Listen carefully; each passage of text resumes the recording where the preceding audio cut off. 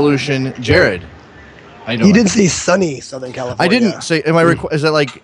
I'm obligated As by someone from the East Coast that doesn't get this that often. I think you have to say sunny. I'm enjoying this. Now, 2 years ago, we were here. We did this exact same setup and show. About 10 feet further over. Yeah, a little bit that way. And it was raining and it was a little chilly. In fact, I remember having to wear like a pullover to keep myself warm. You got the full effect this weekend, baby. It is stunningly beautiful here in LA today. And it should be beautiful tomorrow for the game. Not going to have any issues when it comes to weather conditions for the Galaxy and the Revolution. They were out training today, Jared. We saw we had a little bit of media availability, some of the players talking. I'm not sure that we got anything out of those conversations that's really going to tell us what's going to happen tomorrow. Not so much. I think all I saw on display was two teams really trying to not to give the other team any bulletin board fodder, anything like that. A lot of things very tepid and very kind of innocuous questions. When guys got pushed, you could tell they kind of gave the canned answer. Only thing out there that was kind of a legit question, got a little bit of clearance on, take it with a grain of salt. AJ De La Garza says he's ready to play. Yes. I think one of the big questions is, what does that mean for LA that AJ De La Garza Absolutely. The question with AJ De La Garza's return to the lineup, and we're going to grab Josh Gassman from Corner of the Galaxy, which is part of Backheel.com as well, to talk a little bit about this in the future on the show today. But AJ De La Garza's return is a question of whether or not he's a center back or he's a right back. And there are two, it fundamentally makes it a different setup for the Galaxy. Absolutely, because depending on which way you go with AJ De La Garza, first of all, AJ De La Garza, starter if he's healthy. Absolutely, starter. 100%. The question is, where do you put him? If you go at right back, which has worked well for LA Galaxy through the playoffs by putting Dan Gargan, who had a bit of a knock, put him onto the bench, and Leonardo has played above what I think most Galaxy fans consider his pay grade. But doesn't it feel like he's a ticking time bomb, and at some point, Leonardo's going to let you down? Anytime that he has the ball at his feet, back to goal, even back, I don't know, either direction, to be honest with you. Anytime that ball is at his feet, there's that first couple touches that don't seem like they go exactly where he wants the ball to go. And when you think about speed, honestly, Obafemi Martins wasn't able to take advantage of it. No. Clint Dempsey wasn't able to take advantage of it. No. So if Leonardo is healthy, Bruce Arena likes the two big center backs, and that would push AJ De La Garza out wide, which also gives more speed on the outside with AJ De La Garza. You don't lose anything when you switch Dan Gargan for AJ De La Garza at right back, but the Leonardo AJ De La Garza switch in center makes a huge amount of difference. Well, but you say that, but I think the expectation is that De La Garza is going to play right back. I mean, I think if you were to make a bet today, ahead of the game tomorrow, most people who pay attention to the Galaxy will say that Arena is going to go with AJ De La Garza at right back, leave Leonardo into the game, leave Leonardo into in that center back's position next to Gonzalez, and I don't know. Again, it seems like a risky thing, but you can't question Bruce right now, can you? No, not really. I think. Obviously, there's a downgrade in terms of size of the striker between New England and Seattle. Obafemi Martins, while everyone thinks of him as a fast player up front, and he totally is, he's still a big body, too.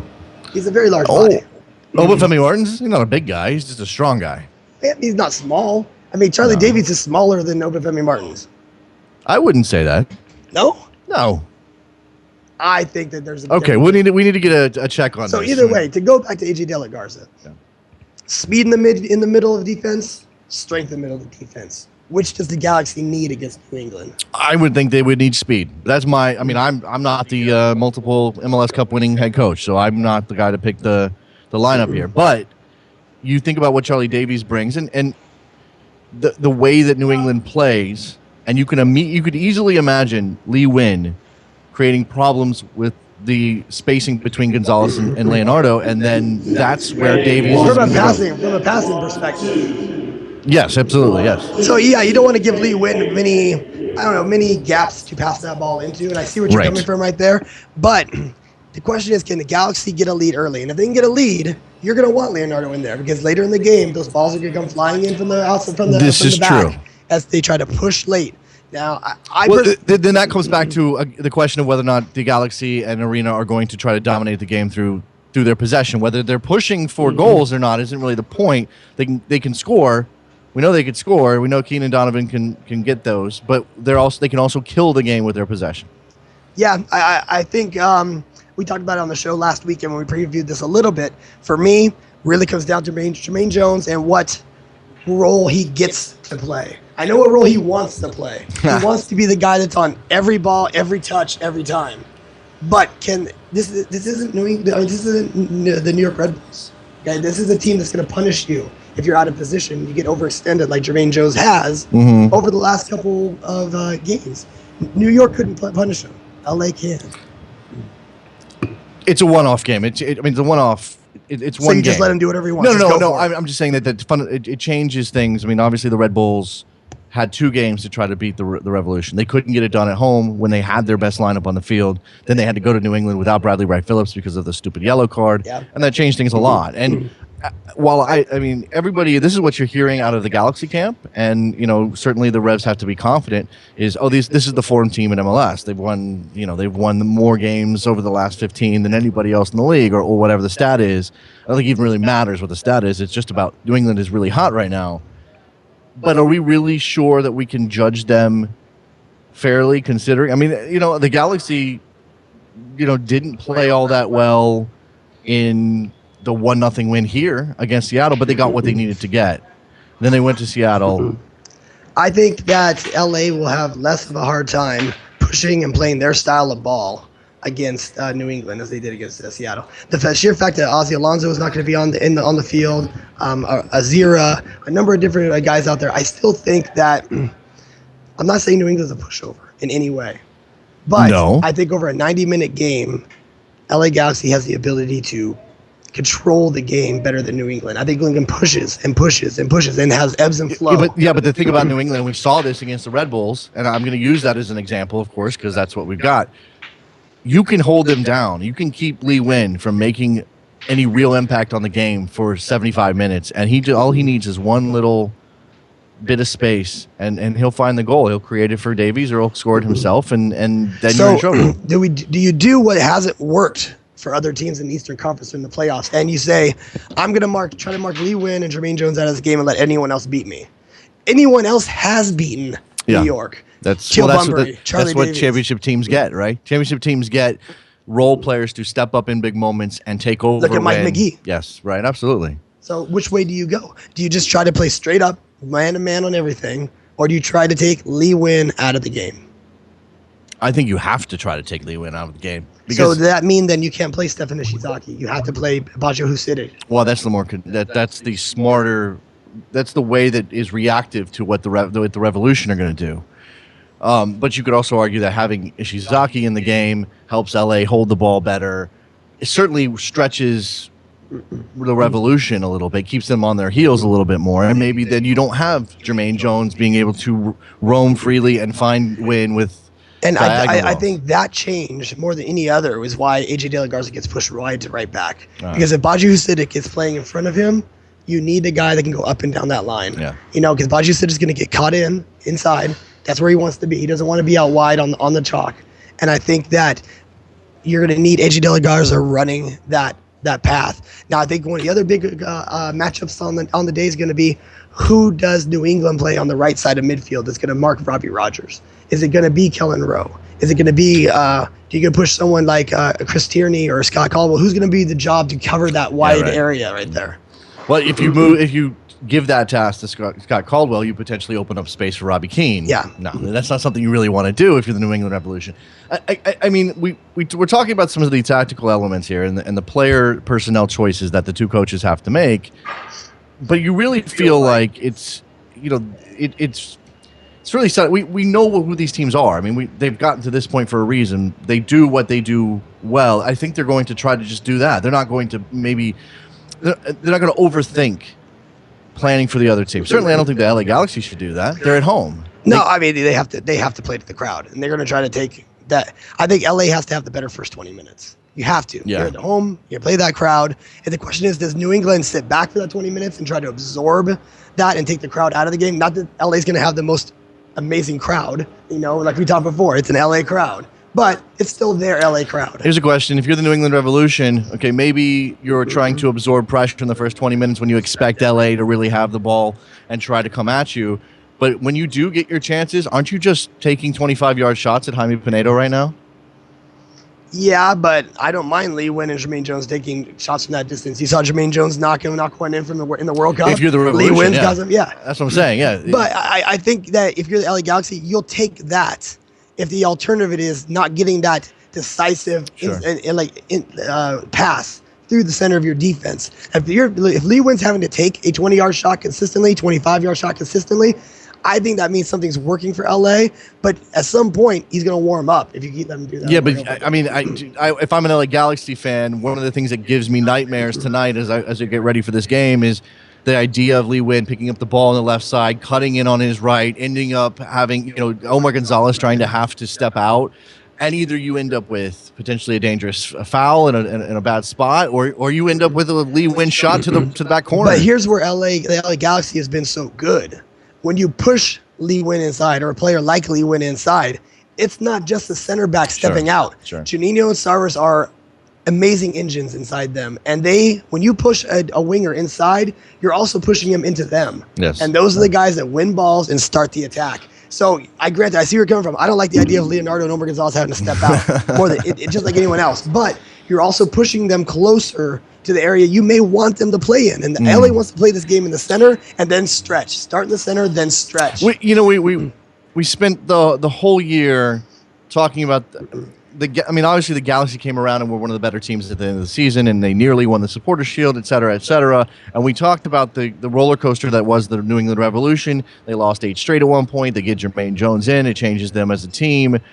I still think, and I've said this, that this LA Galaxy team is one of the best teams in MLS history, not just this particular season. And I put Seattle on that as well. Obviously, the LA Galaxy have that experience that helped them get past Seattle in the Western Conference Finals. Is there really a place on the field? I mean, look, Lee Win is a legitimate MVP candidate, lost out to Robbie Keane, finished third.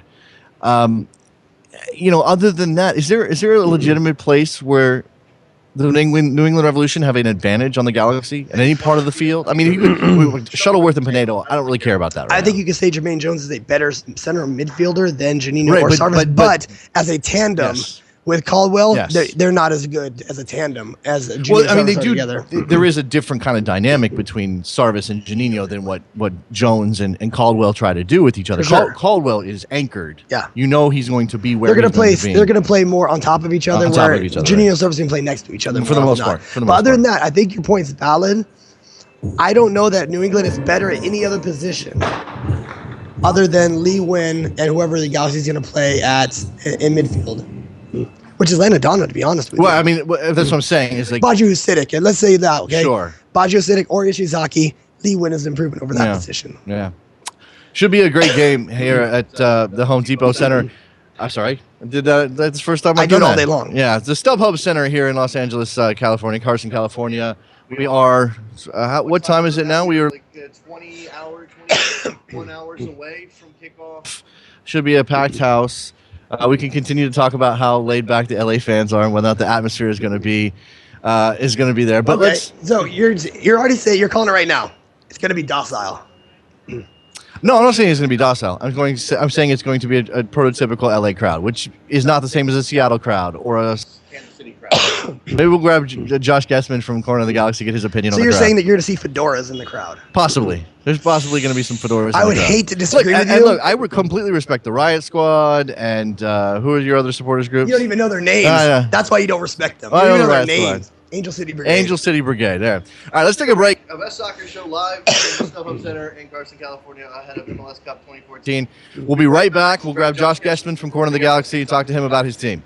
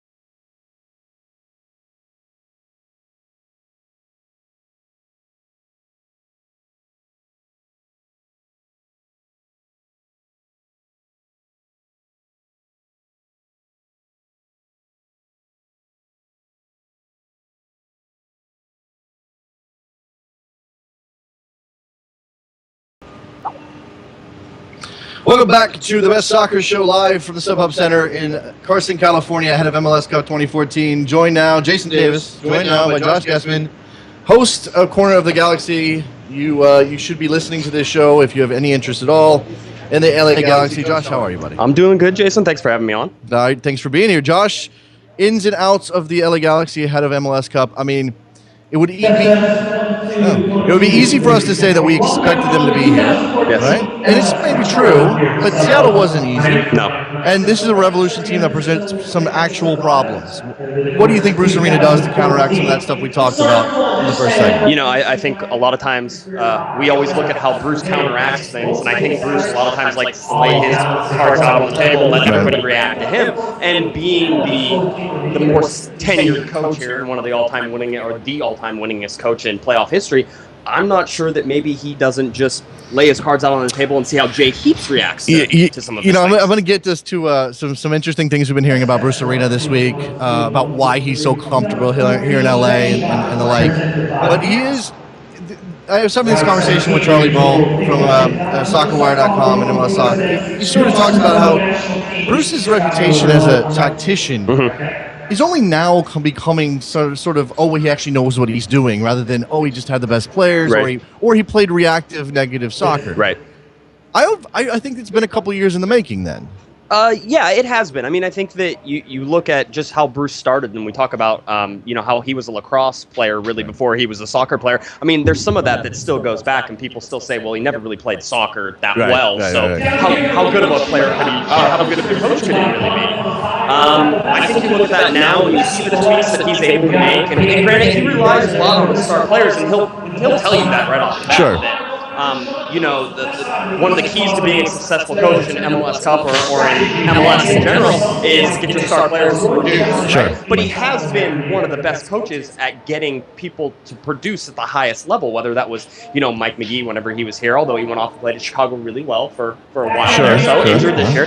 But you still see players, even Robbie Rogers, and how he was able to sort of rehab him back into a very good I think that more than anything else, sort of Bruce's ability to pick players who have fallen off in their natural positions and use them in other places to his benefit. Whether or not Robbie Rogers is a long-term left back, right, whether or not Robbie Rogers is a national team quality left back, that's actually out there in the ether somewhere. He did the job this year when they needed it. When Todd Donovan was hurt for most of the season, right, they needed a left back.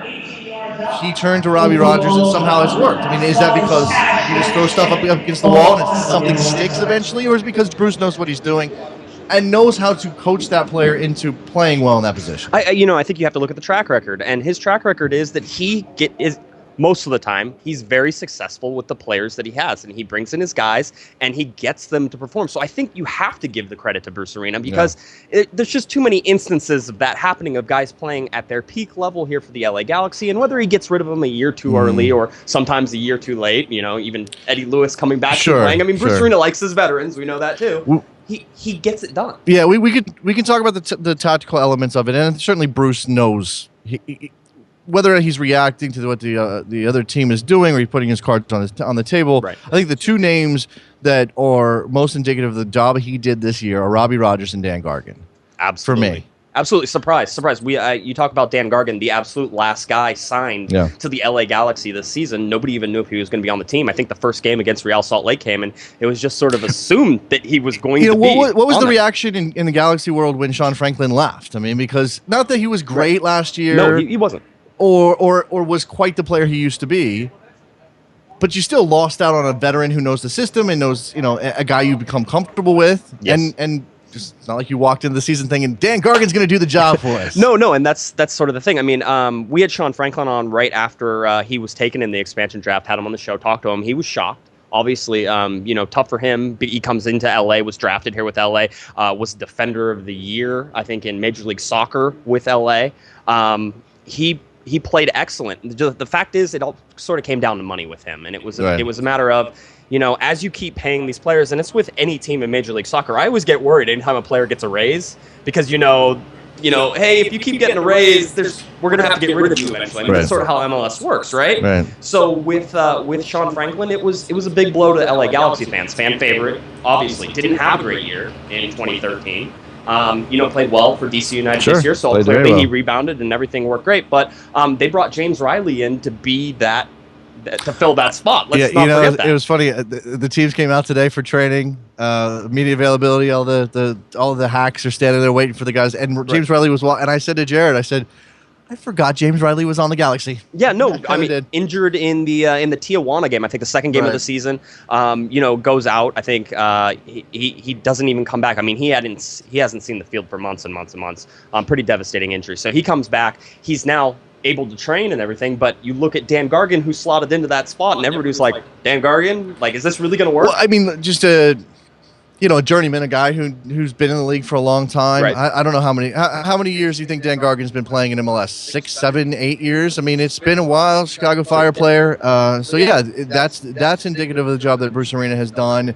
And like you said, it's about the star power. And when we talk about tomorrow and what they're going to try to do against the Revolution, I mean, if Landon Donovan and Robbie Keane and Giassi's artists are working as the unit that we know they can, then the Revolution really don't stand a chance in my mind. I've said it many times. I'm on the record saying it that when the LA Galaxy play their style of soccer, nobody can touch them in this league. And that's why, despite the fact they didn't win the Supporters' Shield and finish second to Seattle, despite the fact that those late games in the season didn't exactly fall their way against Seattle, and you can say Seattle was maybe the better team this year. I mean, there's lots of people who are going to say that.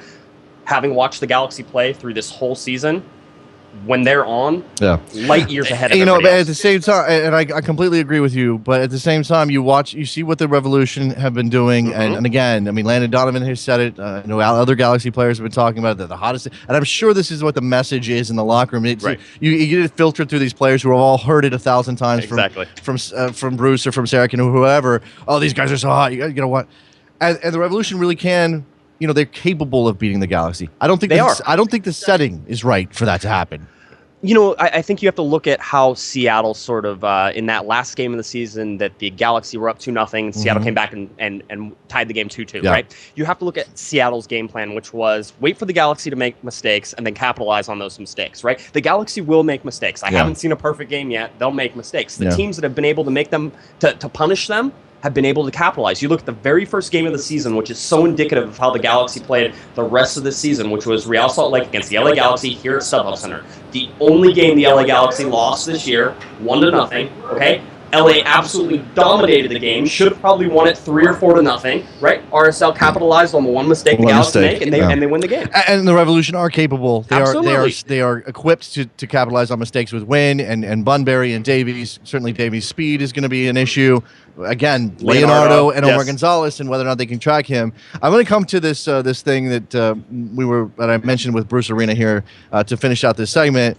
I've been hearing a lot about this week, and something that you've been talking about is that the reason Bruce is so settled in LA, and the reason he's been so successful here, and this is something that the players have been talking about, is that he's a grandpa, and this is a big deal for Bruce. Whenever Kenny, Bruce's son, came back and joined the coaching staff, it was an interesting move. I mean, it made some sense maybe in the whole general scheme of things. I think Kenny was going to be let go of his coaching position anyway. Right. So he came back to the LA Galaxy to join his dad as a coach, which is kind of, it's an interesting dynamic, certainly. But the big plus in that sort of came with Bruce's grandson, was also coming back, obviously, with that.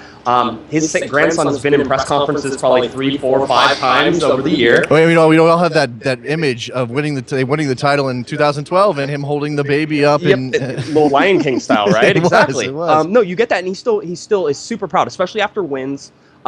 Bruce Arena would definitely have his grandson in press conferences, and he's walking now. So give me an explanation. What is it that the players are saying, or people are saying about Bruce? That why is this such a thing that's becoming why is it affecting his coaching? Yeah, Todd Donovan sort of commented a little bit on that just today. Whenever you're talking, and if you're talking about somebody who knows Bruce Arena, Todd Donovan is a great guy, really intelligent and knows Bruce pretty well. I think you're going to see that that Bruce Arena just sort of likes having his grandson around. He's more calm, he's more settled. It's just a matter of him being a happier person. I mean, sure. When you're happy, Jason, you work best, right? I imagine that's probably true. Yeah, and I think there's something to it, especially with grandparents. Well, we can't understand the grandparent pride. So it's the happiness, but it's also the nurturing element. Or is he not that way with his team? It's just he is though. Okay, he is, and I don't think you see it as much. I mean, he's relentless. He doesn't let you take a day off. I mean, you don't get days off. You don't get mental breaks for the most part. Landon Donovan gets a mental break for a month or two. Everybody else doesn't get mental. I'm going to come back to Landon Donovan. Go ahead. And he's on top of everybody. He makes sure that you do what you're supposed to do. You do it right, and you give 100% every single day, all the time in training. So there's that relentless side, but there's also the if you have a problem, come talk to me side. Yeah, there's also I understand what you're going through, and I think some coaches that's tough. He can be the hard guy. Well, it's fascinating the Donovan Arena dynamic, and this came up. There's a couple of interviews. Grant Wall had a fantastic interview with Bruce this week. And I've been reading pieces about Landon. Obviously, he's a major talking point.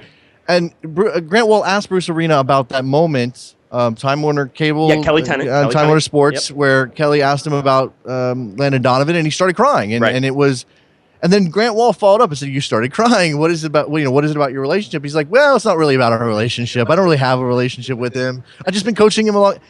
And maybe he's blowing some smoke. Maybe he's a contrarian. If you ask him a question, he does like to give you the opposite answer. I do think that he is a fascinating guy because he can cry on camera like he did. Right. But then he doesn't really want to talk about crying. He doesn't want to admit he's the guy from New York. He is. And you get that. I mean, it's the hard guy from New York, and you see it. But you can tell that there's a very close relationship between Landon Donovan and Bruce Arena. I don't think either one of them would have had the success they had here at the LA Galaxy if you didn't have that. But I think it is sort of you can.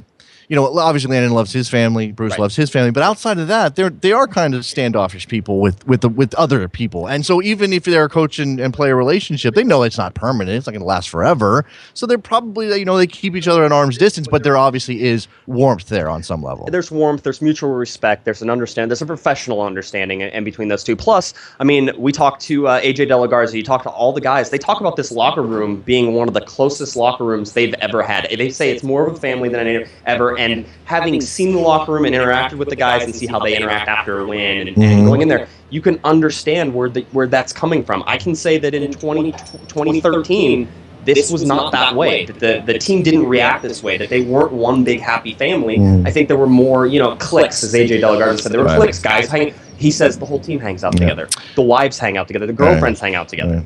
Josh Geschman, host of Corner of the Galaxy here on Backheel Now. I guess I'm going to put you on the spot. Yes. Give me your prediction. Tell me how more than a prediction, because it's easy to say, Galaxy win 2-1. Yeah. I want you to tell me how you think this is going to play out. Maybe even break it down into first half, second half, different because we just got done talking about it. The first 20 minutes are crucial. Yes. I think more for the Revolution than for the Galaxy, but the Galaxy will want to put their stamp on this game. The Galaxy are going to want to play their style of soccer, and Bruce Arena even said that today. He said, we're going to go out there and we're going to play our game. And then we're going to make them react to us. And whether or not that's true or not, whether Bruce throws a curveball in there and starts somebody nobody was expecting, that can certainly happen. Don't throw it by Bruce. He can do that. But I think that you said New England first 20 minutes. I think the Galaxy are really pushing for that first 20 minutes as well. Okay. So if you say that, right, and you see those two teams really pushing in the first 20 minutes, the first 20 minutes could be really interesting. What I mean is I think the Galaxy are going to push, and I think the first 20 minutes are more important for the Revolution to hold up under that pressure than it is for the Galaxy to say get a goal in that first 20, because I think the Galaxy are not going to be shaken from their confidence unless the worst thing happens and they go down 2-0 in the first 45 minutes. Yeah, which can certainly happen. It could happen. We talked about those mistakes and capitalizing on them.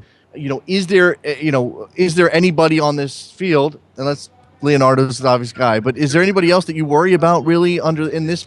I mean, Sarvis and Janino are rocks. They are. You don't worry about them. I think you look at those outside midfield. Not so much Landon Donovan, obviously. I think you know what you're going to get. Although Landon's been known to turn it on and turn it off. So if you get a lax 45 minutes out of him, first 45 minutes, that could be interesting. You look at the other side, and I think Jared was talking about whether you start Backheel Husidic or Stefan Ishizaki. Really interesting question. My problem is that if you start Stefan Ishizaki, who do you have off the bench in the second half to sort of give you something if different? You need that? And not so so much like the Alan Gordon different either, because I'm not a huge fan of the let's just lob it up to Alan Gordon tactic. Great for right. For no, some actually, games. I actually think Alan Gordon is a more effective substitute when you're up a goal than when you're down a goal. I feel that way. I agree with you. So, I think that Backheel Husidic is a smart play in this, but that means that you're being more conservative, that you are being a little more defensive as in the first 60 minutes, because basically you think that you get Ishizaki for the last 30. But that's sort of where you have to worry about is Backheel Husidic, whether he has a good game. If it's Stefan Ishizaki, whether he has a good game. Both of those guys have been known to have not great games, so you have to take a look at that. But, I mean, Leonardo, I'm not as worried about as everybody else. He's been playing really well, for the most part, over the last probably month. Right. His injury in what was it, one of the last games? Was it a playoff game? I can't even remember which game. But his injury sort of took him out of that rhythm a little bit. But I felt okay with him. I actually worried more about Omar Gonzalez in the Seattle game in the first 45 minutes than I did about Leonardo. So it's about that back line gelling. It's about the midfield with Juninho and Sarvis, everybody pivoting around them. And then let your playmakers be playmakers. Let Robbie Keane find the ball and find Landon Donovan. Giassi Zardes, huge key to this team, has been. If you can get him, he's been playing a lot with his back to the goal. If you can get him doing that, also getting some forward runs and clearing out some space, New England's going to have a world of hurt trying to contain Robbie Keane, Landon Donovan, Giassi Zardes. Put a number on it for me then. I think you're looking at a 2-0 LA Galaxy victory. It sounds like a very Bruce Arena kind of victory. It's a defensive victory, right? We are live here at the StubHub Center in Carson, California, ahead of MLS Cup 2014. Josh Guessman from Corner of the Galaxy joining us to talk about the prospects for LA to lift their 5th MLS Cup, which would obviously be a record. Let's take a break. When we come back, we'll get Jerry Dubois back on the show. We're going to go around MLS, talk about some of the other news that's out there. Don't go anywhere. We'll be right back.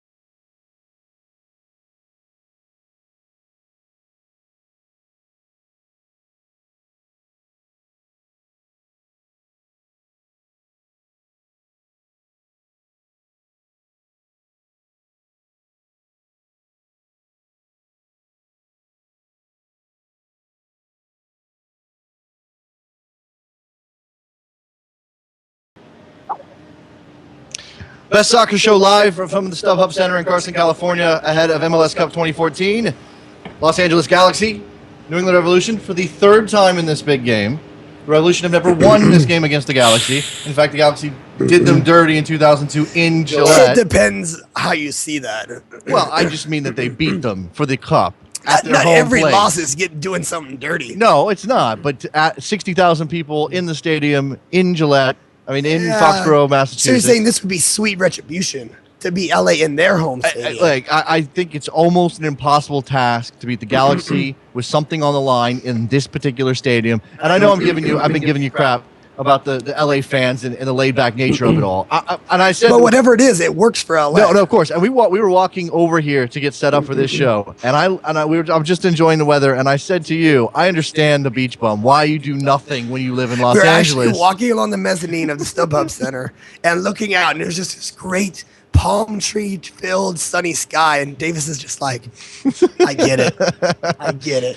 I do. I absolutely do get it. I'm going to be enjoying this weather until tomorrow, certainly for the game, Galaxy and Revolution. But there are other things happening around MLS, and it was interesting at media availability today when the Galaxy came off the field. Todd Dunovit comes over. Now, Todd Dunovit's not a player who's figured in this team's success recently. This year, yeah. He's had a lot of it. He's been a great player. He went best 11. We were talking about this best 11 at left back in 2011, I think. 11 or 12. One of the, I think he is the most recent fullback to make the best 11 in MLS. Almost always since then, it's been center backs. Always since then, it's been center backs. Not playing a role, but still a key figure and a leader in this team.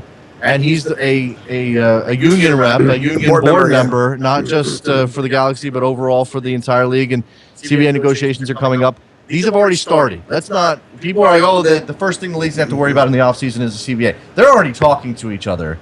And Dunovit actually said that they're getting ready to send their first proposal to the league office. He also said that the way these things go, we don't expect any movement until February when the deadline is really starting to approach. Isn't that the way it always is? Have you ever seen a contract negotiation get done the first week? No, of course. No, and it is not. Whether it be troubling for MLS fans or not, you certainly can understand from both sides' perspective that you got to keep pushing it and keep pushing it and keep pushing it to get what you want. Yeah, and I was actually there when Todd Dunovit was taking questions on the CBA, and of course he's coy, as you expect him to be. You know, he's not going to give too much away, but his quote on it was, "They're going to talk about all the losses. We're going to talk about the revenue." Right. But what I did find refreshing is that a member of the press asked Todd Dunovit, "Do you feel MLS is forthright with their claims of where their budget is?" Yes. And he actually said yes. Yeah, I think, obviously there is disclosure, and the league has to tell the players how much they're making in certain, and give them a full accounting. The question was actually, have they opened up the books to show you? He Yes. didn't answer that necessarily, but he said they're forthright. And when let's just, when Don Garber says, or anybody says, the league is losing $100 million still, there are many different ways to look at the way MLS is making its money, where it's losing its money. Is SUM losing money? This is the question. Is that folded in different accounting systems? And are we talking about, oh, this is losses before taxes? When LA is playing Barcelona in the Rose Bowl, who's getting that revenue? Well, yeah, I mean, that's part of it. But I just mean in terms of, you can manipulate numbers. Anyone can. Yes, of course. So you can manipulate the numbers. I can make 6 inches sound like a big number or a small number. I don't have the drop to play right now. So that's an element of the CBA negotiation, obviously, is whether or not the league is giving full disclosure of their books to the union, and the union is satisfied, the league is telling the truth. But I think the difference here, and I read Brian Strauss's excellent piece at SI.com on the CBA negotiation coming up. The issue isn't necessarily how much money the league is making or losing. The issue is whether or not, and this is the player stance, is whether or not you put more money in with the promise of actually getting where you want to be in 2022. Because now that Don Garber's put that out there, and I have no problem with him saying it. Whether or not they can actually get there is a different thing. But when he puts it out there, the player's going to grab it too. Oh, you want to be one of the best leagues in the world in 2022? Well, you better be spending some cash. Yeah, exactly. I mean, you can't get one without the other. If you're gonna expand more teams, you're gonna need a bigger player pool, which means that player pool has to be better. You can't thin the player pool, which means you got to reinvest into academies. Right. Now, granted, it's been happening for about anywhere from 5-6 years now that real active academy programs have been going on. Those kids aren't ready yet. But when you hear the numbers, people talk about $30-40 million being thrown into the LA Galaxy academy program. That's a good chunk of money. Yes. Is that a loss to revenue? Sure. I mean, again, these are the various ways you can look at what's going on in MLS and the way that they're spending the money and what the players can actually ask for when they sit down. And again, Todd Dunovit saying we're going to send our first proposal. Can't expect anybody to accept. Oh, by the way, do you know where that first meeting is? Vegas. Well, the first players, like the players conference. Players this is not. conference. This isn't like negotiations across the table from MLS. But the players are all getting together in Vegas after MLS Cup. Because why wouldn't you? Why wouldn't you do that? If you're Todd Donovan and you're like, you have something to celebrate when you go to. You're really going to go. Also on that board, I believe Jeff Laurentowicz, Eddie Pope, obviously, is the main speaker for that. There's a couple other guys I'm blanking on him right now. Logan Paz used to be retired now. Landon Donovan used to be retired now. So they go to Vegas and they have to vote on 2 new board members, I imagine, as part of the deal. If those guys haven't been picked yet, I don't know that they have. Who's the journeyman of MLS that should be on that? Well, I don't know that it has to be a journeyman. Should you get a guy that's on like that? Kind of $30,000-$40,000 kind of development. I don't know. It's a good question. I mean, you look at the 2 teams on the field here. It's classically been Jimmy Conrad was on that. Yeah. I mean, it's classically been veterans, but maybe it wouldn't hurt to have a young. You know who would be an amazing representative for the union, but he won't do it because he's probably going to jump to Europe. He's young. Amobi Okugo, very smart kid, knows the league inside out, knows soccer. I think he's always talking about these issues on Twitter. I think he'd be fantastic. Plus, with someone like Todd Donovan, it doesn't hurt to have a guy from Stanford. Right. There's that. Yeah. Yeah. So anyway, CBA is starting up this week. It's gonna be a tough 2 months. I'm interested to see, first of all, how much news gets out. These things tend to get out pretty quickly because whoever's winning or losing a negotiation tends to leak. So their side gets told correctly the way they want to spun. I'm sure it's going to go very, very much like happened in 2010. We used to get, I remember Joe Cannon saying some things publicly. Another great veteran. I remember some of these guys saying, making statements publicly and being ready. We're ready for a strike. As the union prepares for this, they've told guys, okay, make sure your stuff's together so that if we do strike, you can survive for a couple of months or however long it's going to take. Donovan said the same thing that the league says and everybody says. Nobody wants a work stoppage. Nobody wants a work stoppage. That doesn't mean we're not going to have one. I do believe that. No, of course. Nobody wants one. But let's be honest here. Unlike NBA, baseball, NFL, the players need this more than the owners, I think. That's true, and that's they have less collateral to bargain. But that's why the players, in order to get what the players for them to get what they want, and free agency is certainly out there as a major thing again. They have to really go to the wall. They have to really take that sacrifice, and they have to be willing to step aside and say, you know what? Yeah, we don't make a lot of money in this league. Some of us don't.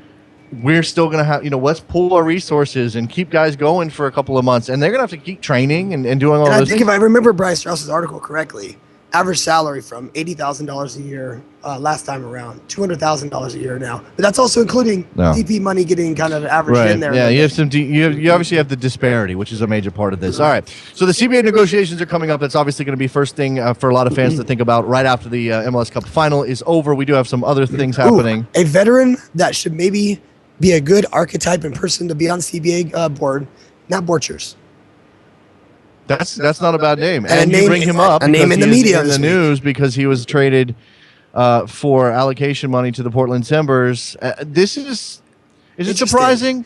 Not from a Portland standpoint. What have we said all year about Portland? I needed center backs. And if you're making a list of good center backs in this league, veteran center backs in this league, center backs, you're going to go 4 or 5 names down, and there's Nat Borchers. Sure. Okay? Question is, what part of his career is he in right now? But RSL. Well, this is one. I know people will always like to look at trades, and I know there's not another player coming back, so it's a little bit more difficult. But people always like to look at trades and try to determine who won and who lost. This is what we do with trades. I mean, you look at it's only now that LA Galaxy fans are starting to look at that Robbie Rogers for Mike McGee trade and think it wasn't as bad as we thought at the time. It's for a long time. Actually, pretty good. For a long time, it was, oh my God, we got screwed in that deal. Why did we trade away Mike McGee? He was scoring goals for us. When you look at Nat Borchers going to Portland, what you've got here is Portland gets the center back that they desperately need. Yes. That's the reason they didn't make the playoffs in 2014, because of their defense, because of their issues at center back. RSL sells high on a player who's going to be cresting the hill pretty quickly here. But I'm a little perplexed by RSL. Now, granted, I get where you're coming from. High value trade. I mean, a guy that's later in his career, but Chris Schuler hasn't been the healthiest guy. No, he is not. No. Is he absolutely one of the best defenders in the league when healthy? For sure, every time. Also, from RSL's perspective, they used to be the team that had center backs for days. Yeah. A lot of them have moved on now, have been traded over time.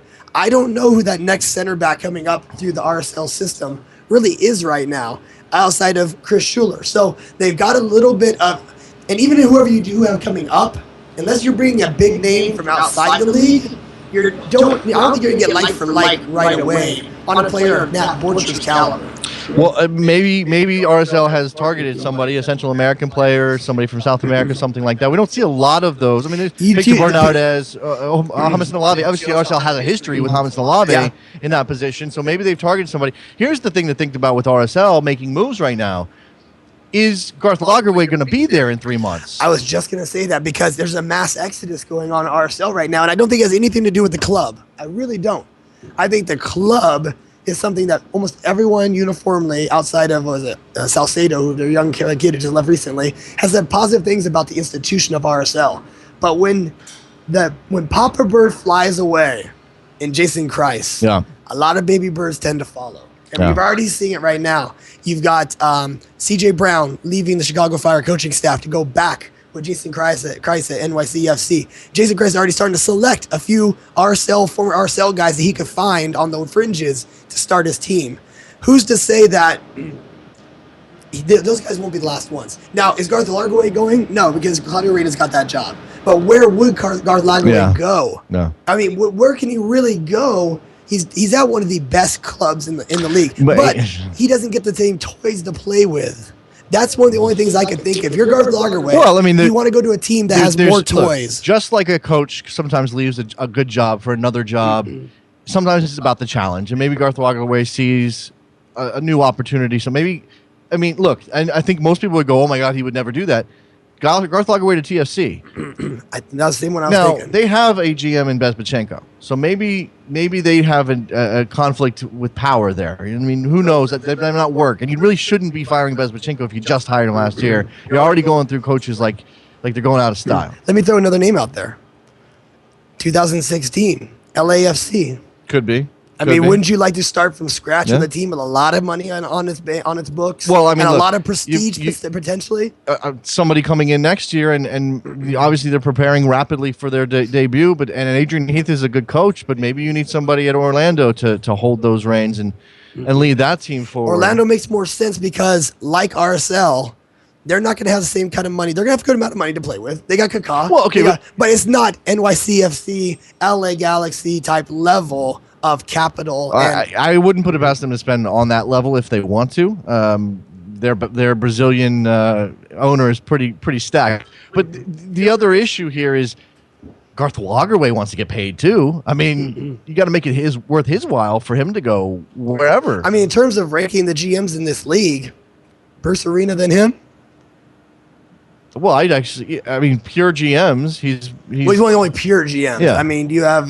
There's a lot of pure GMs. He's the best of the pure GMs. I mean, Bruce Arena obviously coaches. It depends. Again, it depends on structure. Sometimes they're technical directors. I mean, I don't know if anyone's done more with less consistently though than Garth Lagerwey. No, absolutely. He is the architect of that team that won an MLS Cup, threatened for another, nearly won a continental title that nobody else has gotten to. Yeah.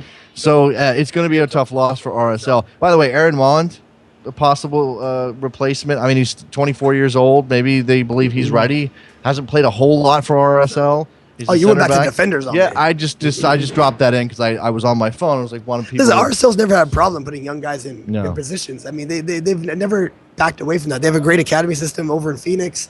They've produced really good young players consistently. So, speaking of young players producing, Alejandro Bedoya scores a golazo. A fantastic goal. If you had the Oh Baby drop, now would be the time. If I had it, I would certainly drop it in here. Alejandro Bedoya with an absolute against rip. PSG. Against PSG. Now, they ultimately lost that game 2-1, I think. But it's the stage you get to score a goal like that. Oh, it's lovely for him. I mean, that gets seen by a lot of people around the world. Maybe Alejandro Bedoya takes that one goal against PSG and in all fairness, I don't it. think it's just one goal. Granted, it gets him a lot of looks, but he's one of the most consistent Americans overseas this season. We obviously been talking about sort of the decline of the American in Europe. Certainly, the last couple of years, we've seen players either leave Europe, Michael Bradley and Clint Dempsey come back, or we've seen issues with players just not getting playing time or having struggles. Jeff Cameron played today, played fairly well for Stoke. And Josie got a start. And Josie Altidore got a start for Sunderland. Now, I didn't watch that. I didn't get to see that game myself, so I'm not sure how well he played or how poorly he played. Are you surprised that it's mid-December? Josie Altidore is getting starts if he's on his way out. Well, it could also be to showcase him. I mean, particularly because they know that their season is going to be a scrap anyway. They're going to try to get some money out of the players that they have. They're able to make available, especially in January. Maybe that's an opportunity for Josie Altidore. Now, Trevor's bringing up some stats, and I saw these this morning. 0 touches in the 18-yard box in 70 minutes. Now, I didn't see the game, so I'm doing this blind. But for me, that screams team problem, not necessarily Josie problem. No, but I mean, giveaways in 18-yard box, I would be faulting Josie Altidore. But you're right. You can't get him the ball in the 18. Is he making himself available? Maybe that's the problem. I mean, certainly, we know that Josie would prefer to play the ball at his feet with his head towards goal.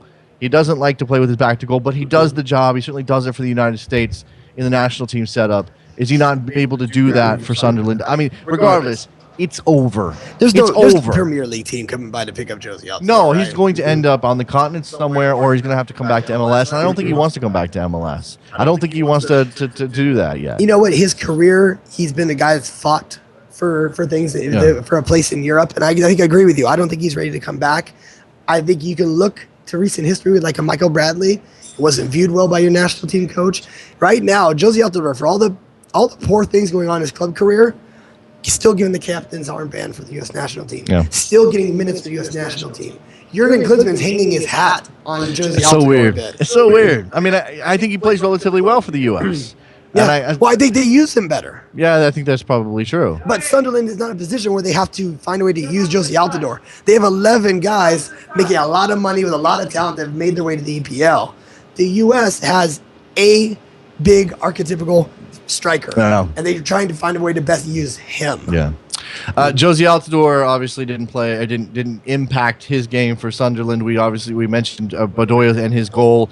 Americans abroad in general has kind of fallen off of our radar. Anybody else even worth mentioning? I mentioned Jeff Cameron, right? Yeah. So anybody else? Honestly, I missed because obviously I've been drinking a lot of wine this weekend. And there's no TV at the dojo where we're staying right now. No TV at the dojo. So I don't know Aaron Johansson's production this weekend. I think he scored this weekend. Awesome. I think he did. In fact, I think he maybe is the leading American goal scorer in Europe right now, and he's played 4 games. Is that ridiculous? Isn't that ridiculous? So very sad. It's so very, very sad. Also today, in bigger news, Women's World Cup draw comes out. We don't talk a lot of Women's World Cup, women's team on this show.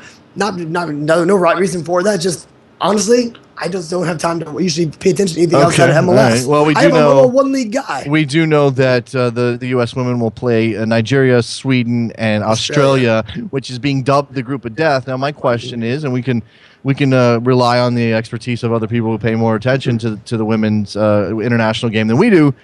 My question is whether or not that was even thought to be a possibility before the draw, that there could be a group of death. They've expanded the tournament field to 24 teams.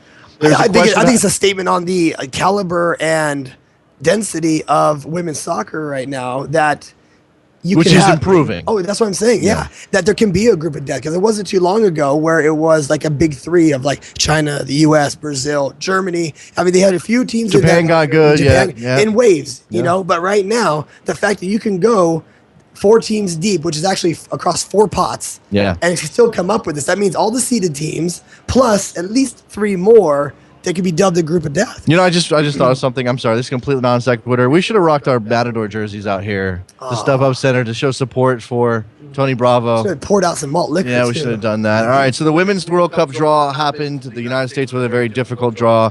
They're going to have to earn it. We'll see what they can do. Speaking of, should probably plug, Jeff Kassouf will be doing some work with Backheel in the very near future, covering the women's national team. So check backheel.com for that information. You know, and the other element of that had people frustrated today wasn't just the draw and Sweden and Australia and who am I missing? I just blanked on them. Nigeria. And not just the strength of those teams and how difficult it is for the U.S., but where they're going to be playing. They're going to like Winnipeg and then Vancouver and then Moncton, whatever the heck that is. I think it's 2 games in Winnipeg, isn't it? Yeah, I think that's something the like Moncton Stadium, I think if I read correctly, only 10,000 seats. I think it's a very small stadium. And not a game in Toronto because the Pan Am games or something. There's a thing? There's no women's games in Toronto. Why does the Pan Am games influence whether or not we can have a Women's World Cup game there? Well, that's part of the reason that all the games games will be on turf, because if you played in Toronto, you play on grass at BMO Field, which is being expanded, by the way. So maybe a construction issue. I mean, it's being expanded partly for the Pan Am Games, I imagine, as well as for MLS in the future. Do you think there's a chance that the women's team protests and opts out of the World Cup and doesn't show up? No, the turf issue? No, not a chance. Does that hurt their cause on it being so serious to them? Well, if you're not willing to stand up and say we won't play, then yeah, you sort of, there's sort of some element of talking out of both sides of your mouth. But at the same time, this is the World Cup. There's only one World Cup for the men, one World Cup for the women. When we talk about FIFA and countries pulling out of FIFA or some sort of mass protest that actually have an impact, I can never imagine the United States doing that because it means no World Cup. Yeah. And how important is the World Cup to soccer in this country, both for the men and for the women, to the growth of the game, to eyeballs on it? It's incredibly important. All right, we just got a couple of minutes left here from the StubHub Center. I got to ask you. I got to get you on the record. On the record. How you would feel about a man in shorts walking the sidelines of an MLS team, manning I am the coaching okay box. if he's doing it with sandals on as well. I don't think Owen Coyle wears sandals. I don't know if they have sandals in England. I believe they have them. I wouldn't want to see They them. have mandals. Okay. I don't know if they have like flip-flops, like sandals. But like this is a man known for his very, very dressed down style on the sidelines. And he might be coming to MLS to coach I'm not the Houston opposed Dynamo. to Owen Coyle as a coach in MLS. Obviously, a guy that's gotten very good results out of Americans in the past. Sure. I mean, he's open to Americans. Tim Ream, Stuart Holden yeah. came through him at Bolton. I think a lot's going to be said about the shorts, and I'm okay with that. Well, okay, it's obviously for Houston Dynamo fans, more important is whether or not he can get the job done. And we do have that history and that talking point, that narrative that foreign coaches don't do well in MLS. And when they come here, they find the rules strange and they find the customs strange. Hans Baca, not really a success. Juan Carlos Osorio got his team to an MLS Cup. Lothar Osiander, you said Hans Baca. If you are foreign and you coach in MLS, you better have been here for a long time. You better be Peter Novak. You better be Thomas Rangen. You better be somebody like that. Brian Nelson knows the league. He's foreign. He failed. I don't know where we put him, what category we Don't put him open that in. wound up again. You know how I feel about it. But Lou Owen Coyle, Hewlett. listen, at least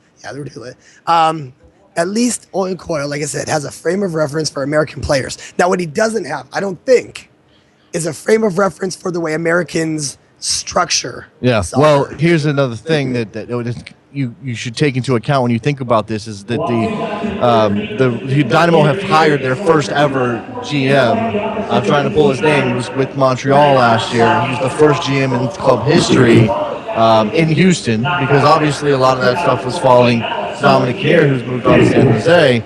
So I suppose that if you are going to bring in a foreign coach, you need that GM, you need that guy, someone that knows the league. that knows the league and knows the rules. But does anyone in Montreal really know the league?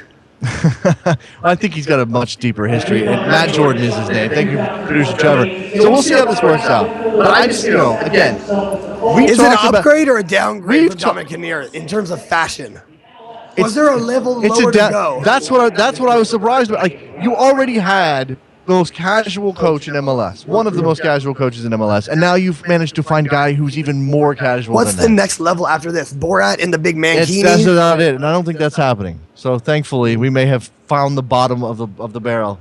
Owen Coyle. Ooh, Omar Gonzalez. He's a man that likes a banana hammock. does One like day he that, retires, maybe, becomes one a day. coach, So- banana hammock on the sideline, saxophone in hand. With that, I think we're going to wrap up this edition of the Best Soccer Show live from the StubHub Center in Carson, California. You can see it here, all beautiful behind me.